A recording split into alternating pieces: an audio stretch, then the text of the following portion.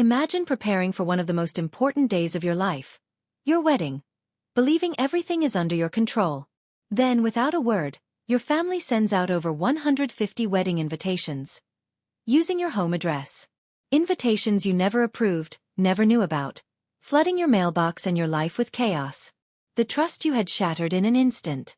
What do you do when the people you love cross boundaries you never imagined, and suddenly, your biggest day feels like a battleground? This isn't just about invitations. It's about respect, betrayal, and fighting for your own voice in the storm of family drama.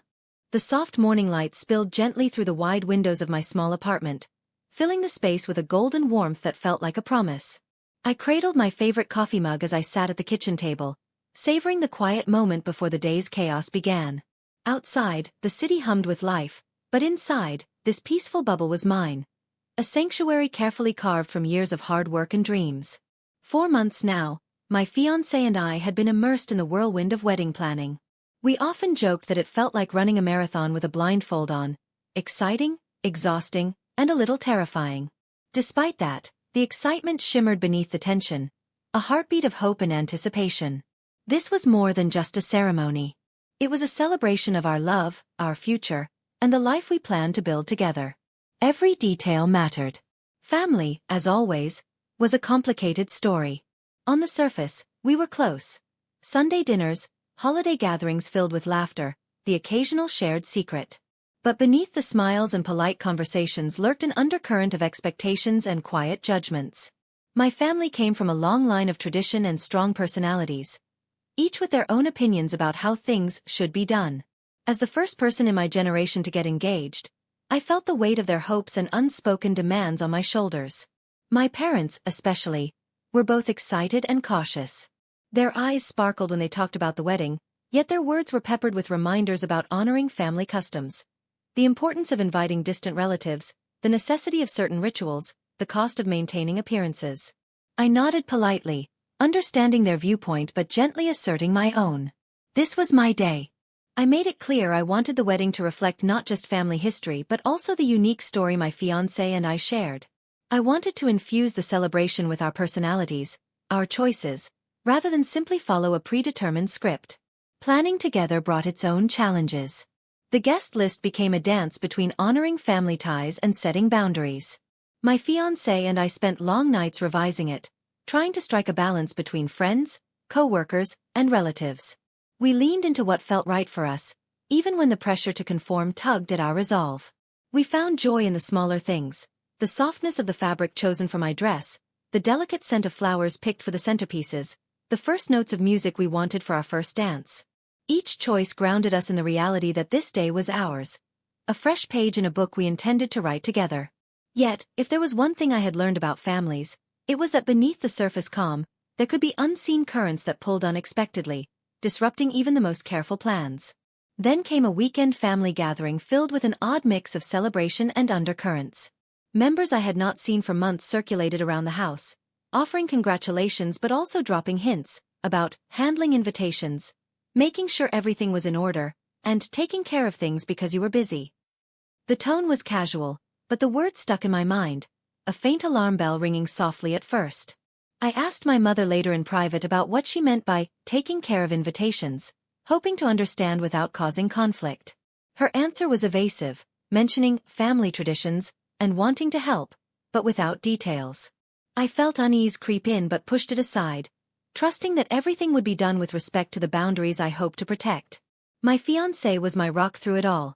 Steady, reassuring, the voice of calm when I became anxious. Together, we dreamt of a wedding day where joy stood at the center and family differences were bridged with love and understanding. Little did I know that the real storm was gathering far beyond my safe harbor. The very family I trusted was quietly setting in motion a plan involving my home address. An address I guarded fiercely as my own safe space. They were preparing to send out wedding invitations, hundreds of them, without ever telling me. The thought was unimaginable. Invitations bearing my name and my front door, delivered to friends and strangers alike.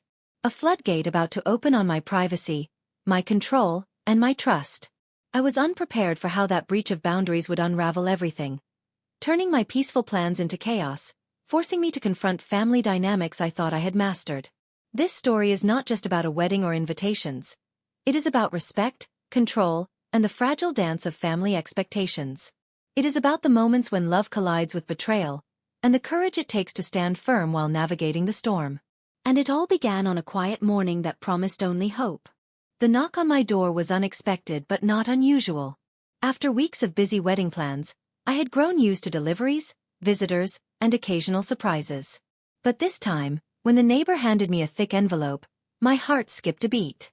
I glanced at the return address. It was my own. Inside the envelope lay a stack of wedding invitations, nearly 200 of them, all addressed from my home without my knowledge. My name, my address, printed boldly on the envelopes. The shock washed over me like a cold wave. How did this happen? Why wasn't I informed? I was the bride-to-be. Yet this bombshell had been dropped without a single discussion. The initial feeling was disbelief. Surely, it was a mistake. Maybe my family thought I had sent these already and just forgot. But as the phone started ringing, panic set in.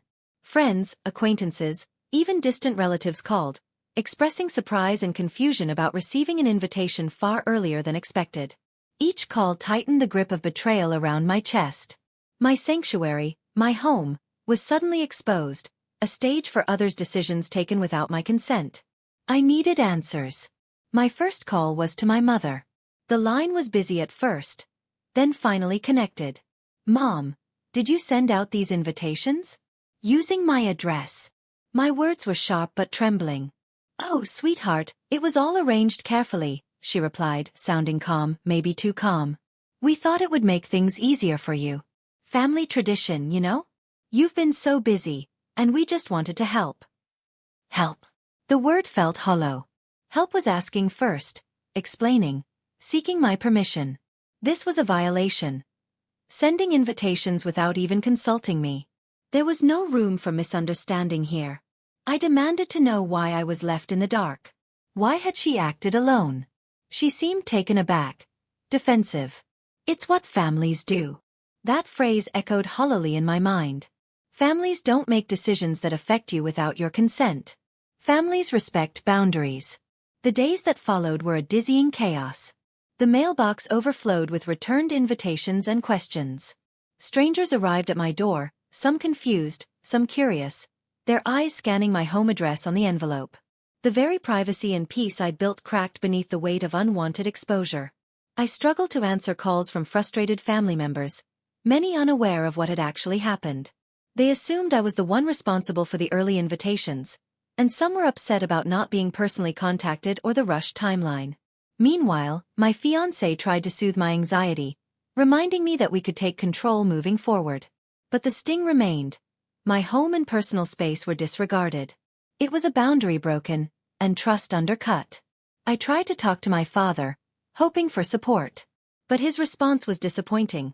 He downplayed the issue, calling it a misunderstanding and accusing me of being overly sensitive. To him, it seemed a minor administrative detail, not a serious breach. That dismissal only deepened the rift. I felt betrayed not just by the act but by the minimization of my feelings. It was clear the situation exposed deeper issues: control, respect, and communication flaws that simmered beneath our family's surface. For the first time since the engagement, I questioned whether this wedding could be the joyful union I dreamed of or if it was becoming a battlefield where my voice was drowned.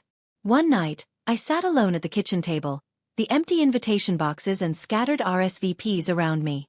I felt exposed, vulnerable, and unsure whom to trust within my own family. Setting boundaries had always been hard, but now it felt critical. I vowed to reclaim control over my life and this wedding, no matter how difficult the path. This was my home, my day, my choice. And I would fight to protect that. The fallout from the unsolicited invitations packed the next family gathering with uncomfortable tension. What began as an attempt to address the situation quickly turned into a clash of wills, emotions, and long-buried grievances. I arrived at the dinner table, hands trembling but resolve firm. The room crackled with whispered conversations and sidelong glances. My family members, parents, aunts, uncles, cousins, watched me closely, some with sympathy, others with simmering frustration. The moment felt heavy as the conversation shifted quickly to the invitations. "How could you be upset?" My aunt's voice cut sharply. "It's tradition." We've always handled invitations this way in our family. You're being unreasonable. I looked steady into her eyes. This is my home and private space. You didn't ask me. You didn't tell me. How is that respect? The room hummed with rising voices. Some sided with tradition and family expectations.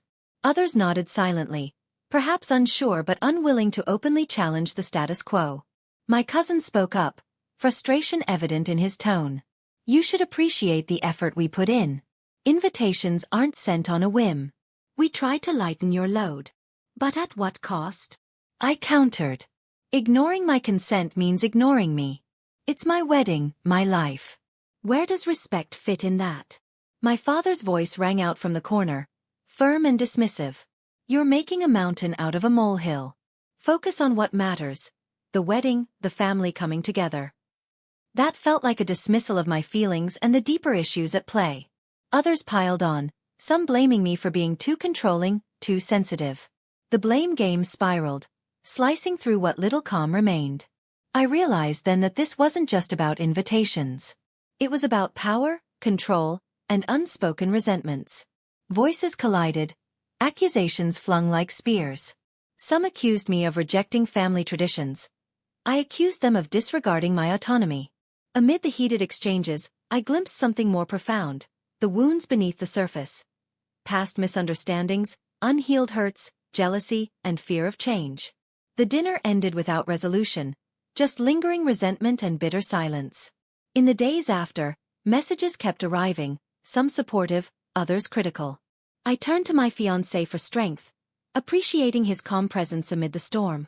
We discussed boundaries, how to rebuild trust and assert our independence while honoring family where possible. It was clear the road ahead would be challenging. But I was determined. For this wedding, for my future, I would find my voice. The family tensions had exposed fractures, but they also illuminated the urgent need for honest conversations and fresh starts. The invitations had become a symbol, not just of chaos, but of the struggle to claim my own place amid family expectations. The battle had just begun. The tension in our family was palpable, but beneath the surface, there was a secret few dared to speak aloud. One afternoon, after yet another heated exchange, my aunt pulled me aside. Her usually sharp eyes were softer, shadowed with sadness. "There's something you need to know," she whispered. Curiosity and apprehension mingled in my chest as I listened closely. Years ago, before our generation, my family had gone through a difficult period. Divisions caused by financial strain, misunderstandings, and failed communications.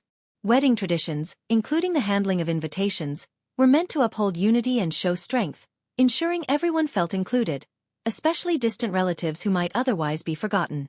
But in truth, these traditions often masked unspoken fears and unresolved disputes.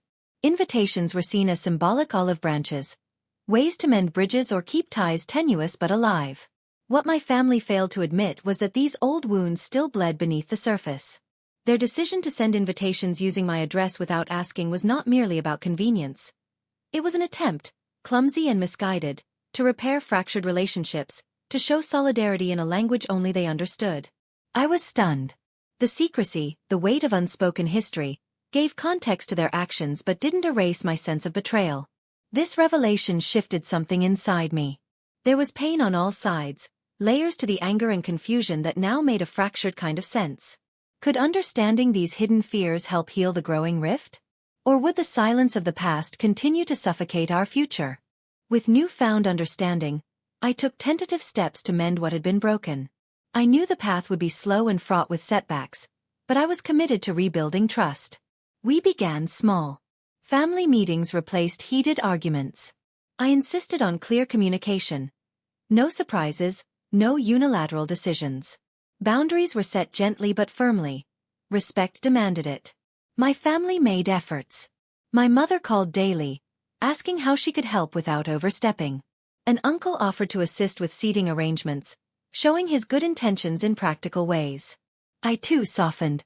I found grace to listen, acknowledging their vulnerabilities and history.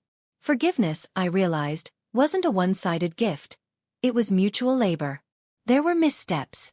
Old wounds flared unexpectedly during planning, with moments of frustration and doubt. But we kept returning to dialogue, to honest conversations that laid bare feelings, hopes, and fears. It was a fragile truce, but it was a beginning. As the wedding approached, we found small moments of joy, shared laughter over mismatched flower choices, compromises on music playlists, and quiet smiles that hinted at healing. Trust was being pieced back together, slowly but surely, one action at a time. Despite progress, there came a moment when I had to take a firm stand. A crossroads between preserving peace and protecting my independence. The wedding day was nearing, and pressure mounted, from family expectations, from social conventions, from old patterns that threatened to reclaim control. I gathered my family, ready to speak openly. This celebration is about love, not just tradition, I said, steady and clear. I want you all with me, not as rulers over my choices, but as supporters of my happiness. I set boundaries, respecting my decisions on guest lists, schedules, and customs. I invited input but insisted that final say belonged to me and my fiancé. There was resistance, as expected. Some struggled to relinquish old habits. Others felt challenged. But it was necessary.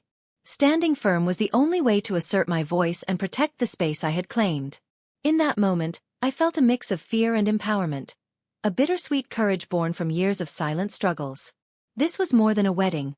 It was a declaration that my life was mine to shape. And my family's love would be strongest when it honored that. The wedding day dawned crisp and clear, sunlight filtering through the trees like a blessing, painting everything in gold. Standing at the edge of the ceremony lawn, surrounded by blooming flowers and the soft murmur of guests, I felt a swirl of emotions, relief, hope, nostalgia, and a quiet strength that had blossomed through the journey. The months since the invitation chaos had been a roller coaster. Family tensions had brought us to the brink, but they had also unearthed truths that no amount of silence could hide. As we stood together in those fragile moments of healing, something deeper began to root. A recognition that respect and love must be earned daily, through actions, not assumptions. My family had shown their willingness to change, to listen, and to support, though imperfectly. And I had learned to lead not with anger but with grace, opening doors without shrinking my boundaries. As the music began and I took my first steps down the aisle, I saw familiar faces, some still cautious, others radiant with genuine joy. It was not a perfect gathering, nor a flawless union of hearts, but a testament to resilience and growth. During the reception, laughter echoed beneath strings of fairy lights. My father pulled me aside, eyes unexpectedly moist. "You've shown us the way to a better family," he said softly. "Thank you for teaching us what love really means." Those words held more weight than any gift. Later, as I slipped away to a quiet corner, my fiancé took my hand and smiled. "This day was ours," he said. "Not because of all the traditions or expectations, but because we found our voice." Indeed, the wedding had become far more than a ceremony. It was a symbol of new beginnings, forgiveness, and the courage to stand firm in one's truth. The invitations, once a source of conflict, were now reminders that family is messy, imperfect, and sometimes challenging. But that within those challenges can lie opportunities for deeper understanding and connection. Our story was proof that respect cannot be demanded, it must be nurtured. That love flourishes when freedom and boundaries coexist. And that the hardest battles often lead to the most beautiful victories. As the night wore on and stars blanketed the sky, I felt a sense of peace. A peace born not from perfection, but from the knowledge that tomorrow, we would continue to grow, change, and love.